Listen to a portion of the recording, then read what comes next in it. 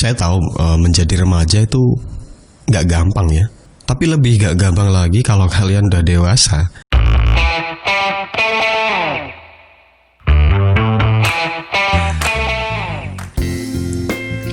Jadi seperti ini, di fase-fase tertentu itu manusia mempunyai permasalahannya sendiri-sendiri. Entah itu masalah psikologis atau tentang masalah tanggung jawab ya. Dan kali ini kita mau bahas sedikit tentang hal-hal ya, tentang masalah-masalah yang terjadi di masa-masa remaja. Bisa terjadi pada kalian, ya bisa jadi tidak. Tapi ini menurut penelitian dari beberapa psikolog ya. Gangguan yang pertama adalah gangguan pola makan. Ya maksudnya apa? Bukannya masalah nafsu makan ya, tapi gangguan ini berakar dari pikiran-pikiran remaja yang ingin mempunyai tubuh yang ideal. Jadi dia melihat ada mungkin artis atau mungkin temennya yang menurutnya dalam tanda kutip itu lebih dari dia. Mungkin lebih berisi, mungkin lebih seksi, atau mungkin lebih cantik, lebih putih, terus lebih pokoknya hal-hal yang mengenai fisik. Pikiran-pikiran seperti inilah yang menimbulkan dia tidak percaya diri, terus sering membandingkan diri dengan orang lain. Mungkin tidak bisa tidak bisa menerima diri sendiri, tidak bisa menerima kekurangan, dan yang lebih parah bisa menjadikannya orang yang antisosial. Ini bahaya banget sih sebenarnya kalau terjadi terlalu dalam. Jadi buat teman-teman remaja, hal-hal semacam itu akan terlewati dengan sendirinya. Dengan catatan kalian tentunya harus menerima diri sendiri, menerima penuh kondisi kalian sendiri, baik itu kekurangan kalian atau kelebihan kalian. Terutama ya, kekurangan kalian ya itu sudah satu paket dengan kelebihan kalian. Setiap orang mempunyai kelebihan sendiri, setiap orang mempunyai kekurangan sendiri-sendiri. Dan hanya dengan penerimaan dan pemaafan terhadap diri sendiri, kalian akan lepas dari hal-hal yang disebutkan tadi. Dan kalian akan terhindar dari masalah-masalah yang biasa dirasakan remaja.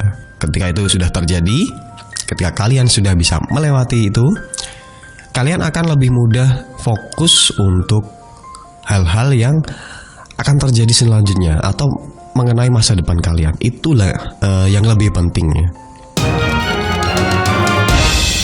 Yang kedua, depresi. Remaja itu gini ya, masih jiwanya itu memang sedang di posisi labil.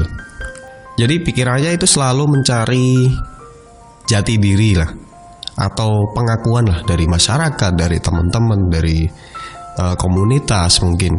Jadi ada banyaklah remaja yang mengalami tekanan sedemikian beratnya dari lingkungan sehingga mengalami depresi. Ya seperti yang saya tadi bilang. Depresi ini juga banyak dipengaruhi oleh bagaimana karakter si remaja yang bersangkutan.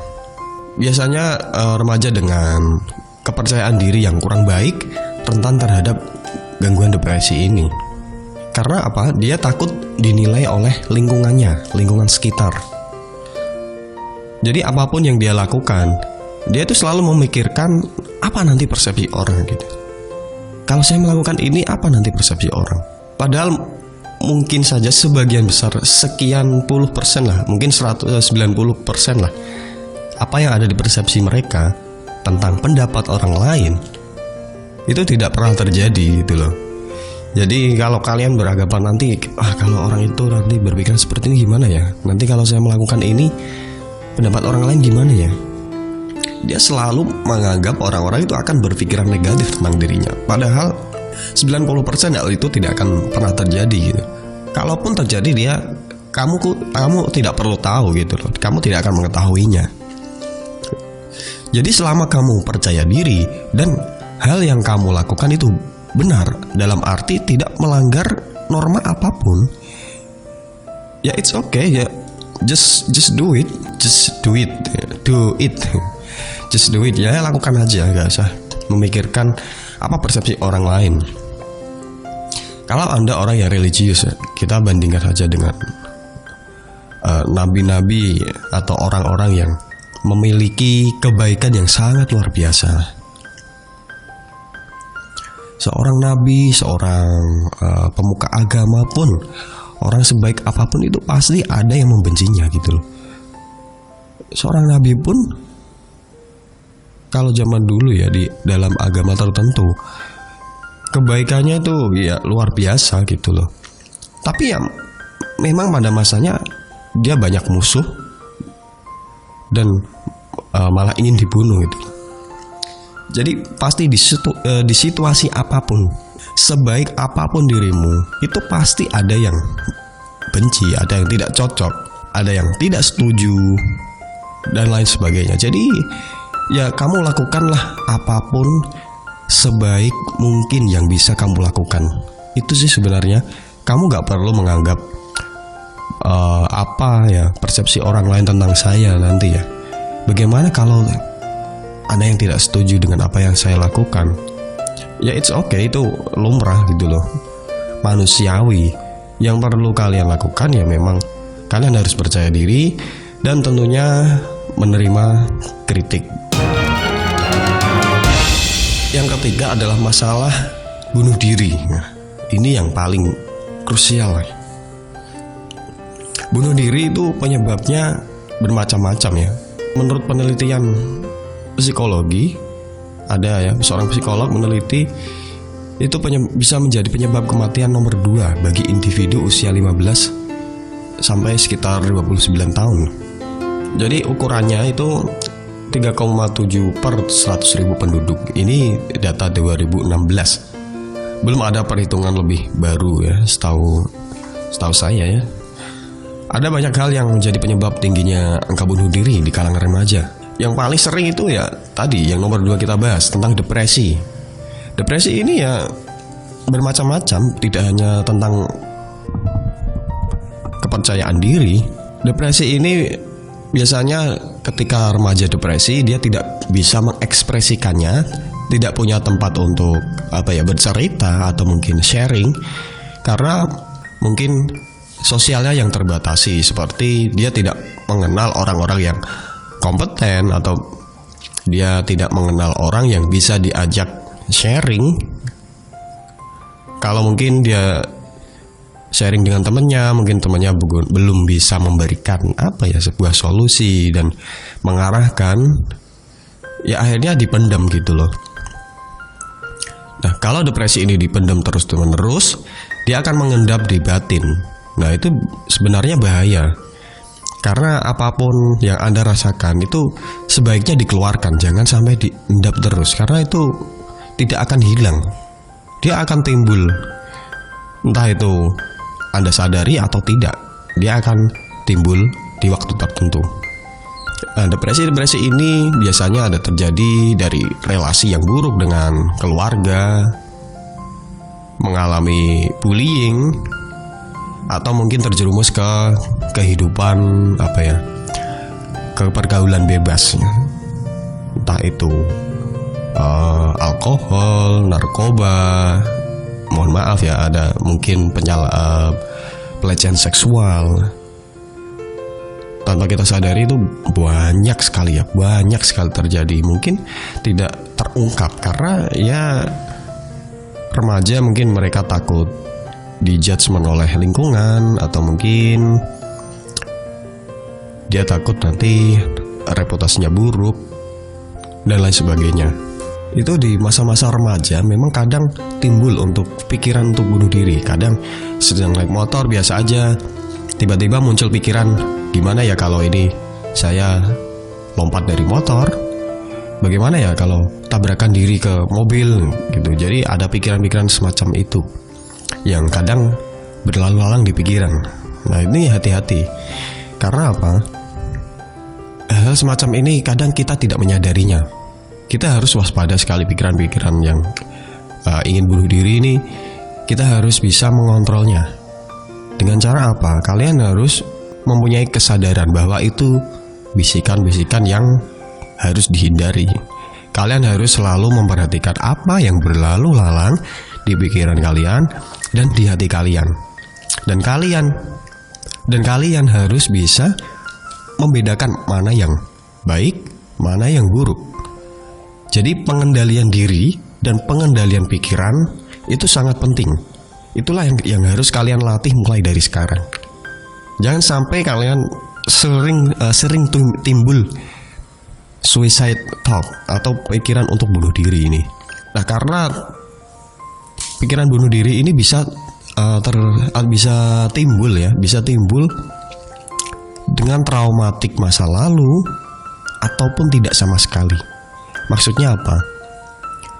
Mungkin keinginan bunuh diri karena dulu pernah mengalami ini, atau tertekan dengan lingkungan, merasa dirinya terpuruk, atau pikiran bunuh diri yang muncul tanpa masalah-masalah yang tadi disebutkan. Jadi pikiran ini tiba-tiba muncul aja. Nah, ini hati-hati. Buat teman-teman selalu berusaha untuk membuat pikiran kalian dan hati kalian itu sadar. Jadi tahu apa yang berlalu lalang di dalam otak kalian, di dalam pikiran kalian, dan di dalam batin kalian. Itu sih. Yang keempat, ada peer pressure. Peer pressure apa itu, Mas? Buah pir ya yang ditekan. Nah, peer pressure ini sebuah istilah ya, bukan buah pir yang ditekan. Peer pressure ini seperti tadi ya, seperti tekanan dari sosial, tapi ini lebih ke teman-teman sebaya. Jadi teman-teman ini kadang terima bullying atau mungkin ejekan-ejekan dari teman, dan kalian itu lebih mendengarkan perkataan teman kalian atau orang-orang sebaya kalian dibandingkan perkataan orang tua atau guru atau nasihat-nasihat dari orang-orang yang berkompeten gitu.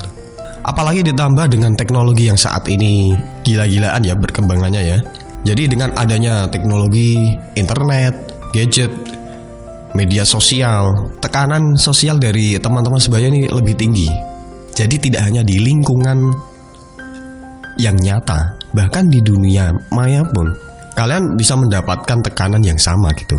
Baik itu secara hard atau secara soft atau halus. Karena apa?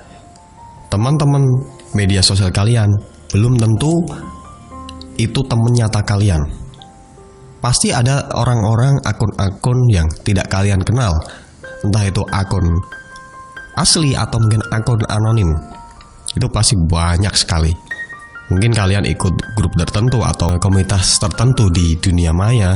Apalagi sekarang tuh media sosial tidak seindah dulu ya, tidak seindah awal-awal. Atau Facebook itu juga tidak seindah awalnya. Jadi buat para remaja tolonglah lebih bijak, atau siapapun lah lebih bijak dalam menggunakan media sosial, karena itu lebih rentan ya terhadap bullying, sexting, body shaming, atau keyboard warrior, atau juga sebagai cyberbullying ya. Ini banyak sekali ya. Apalagi contoh kemarin ada yang trending di YouTube yang itu apa ya, yang makan-makan pentol itu ya. Saya lihat komenannya itu wah banyak sekali yang menghujat. Ini termasuk body shaming dan bullying. Itu lebih rentan terjadi karena ya itu tadi, di media sosial itu lebih rentan, intensitasnya lebih tinggi daripada di dunia nyata. Karena belum tentu di dunia nyata dia berani ngomong gitu. Dia merasa di dunia maya mereka anonim, tidak diketahui, unknown. Jadi ya seenaknya saja ngomong begitu ya, tanpa ada rasa tanggung jawabnya. Jadi buat teman-teman, tolonglah pilih teman-teman yang relasinya itu positif. Jangan sampai hanya untuk sebuah pengakuan kalian terjerumus ke dalam hal-hal yang bisa merusak masa depan kalian. Itu sangat disayangkan sekali. Tidak ada salahnya kalian mendengar nasihat orang tua kalian. Tidak ada salahnya kalian mendengarkan nasihat guru, nasihat-nasihat orang yang bijak. Itu gak ada salahnya. Bahkan sangat dianjurkan sekali karena mereka sudah pernah menjadi remaja gitu loh. Dan kalian belum pernah menjadi mereka. Orang-orang seperti itu yang memberikan nasihat itu bisa dari kasusnya sendiri di masa lalu, atau mungkin dari kasus-kasus yang pernah dia ketahui dari temannya dulu, atau mungkin dari lingkungannya dulu. ya sering-seringlah mendengar atau meminta nasihat dari orang yang lebih tua yang menurut kalian berkompeten dengan masalah yang sedang kalian hadapi.